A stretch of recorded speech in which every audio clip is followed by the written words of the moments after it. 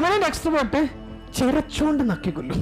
Dominant എപ്പോഴും താൻ തീരുമാനം എടുക്കുന്ന ആളായിരിക്കണം. നമ്മൾ ഒരുപാട് ഇൻഫ്ലുവൻസ് ചെയ്യുന്ന അയാളെ മൂച്ചുമ്പ കയറ്റി അയാളെ കൊണ്ട് എടുപ്പിക്കുന്ന രീതിയിലേക്ക് നമ്മൾ എത്തിക്കണം. പക്ഷേ ഡോമിനന്റ് എക്സ്ട്രോവേർട്ടിന്റെ പ്രത്യേകതയുണ്ട്. ഡോമിനന്റ് എക്സ്ട്രോവേർട്ട് ആൾ ഡോമിനന്റും കൂടെയാണ്.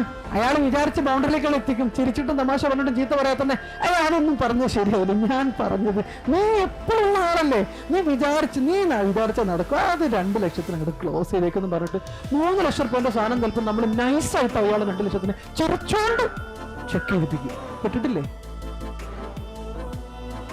പെടും. ഡോമിനന്റ് എക്സ്ട്രോവേർട്ടിന്റെ മുന്നിൽ കൃത്യമായ പ്ലാൻ ഇല്ലെങ്കിൽ പെടും. അയാൾ ചെറിച്ചുകൊണ്ട് നമ്മളെ കഴുത്തെടുക്കും. നമുക്കൊട്ട് വേദന ആവത്തില്ല, നമ്മൾ മരിച്ചുകൊണ്ടിരിക്കുക, നമ്മൾ അറിയില്ല. ഡോമിനന്റ് എക്സ്ട്രോവേർട്ടിന് മുമ്പ് പോകണമെങ്കിൽ നിങ്ങൾ ആദ്യം തന്നെ ഡിസ്കൗണ്ട് ബാരിയർ സെറ്റ് ചെയ്തിരിക്കണം. സാറേ സംഗതി കിച്ചനും തീർച്ച അതേ കൗണ്ട് ഇടണം. സാറിന് എൻ്റെ അവസ്ഥ മനസ്സിലാക്കി എനിക്ക് എന്തെങ്കിലുമൊക്കെ ഒന്ന് കിട്ടണ്ടേ, ഇതൊന്നും കിട്ടില്ല, നിങ്ങൾ എൻ്റെ ട്രൗസർ അടക്കം കീറി കൊണ്ടുപോയിട്ടുണ്ട്, ഇതിനപ്പുറത്തേക്കിനെ കൊണ്ടുപോകാൻ ഒരു നിവർത്തിയില്ല, ദയവ് ചെയ്തിട്ട് 2ന്റെ താഴെ പോയി കഴിഞ്ഞാൽ ദയവ് ചെയ്തിട്ട് നിങ്ങൾ കമ്പനി ഫ്രീ ആയിട്ട് എടുത്തോളൂ പ്ലീസ്, മനസ്സിലാക്കുന്നുണ്ട്. തീർച്ച അതേ കൗണ്ടർ അടിച്ചില്ലെങ്കിൽ അയാൾ നമ്മളെ കൊണ്ടുപോകും. ഡോമിനന്റ് എക്സ്ട്രോവേർട്ട് ചിരച്ചുകൊണ്ട് നക്കിക്കൊല്ലും. പ്രിപ്പയർഡ് അല്ലെങ്കിൽ നന്നായിട്ട് പ്രിപ്പയർ ആവണം.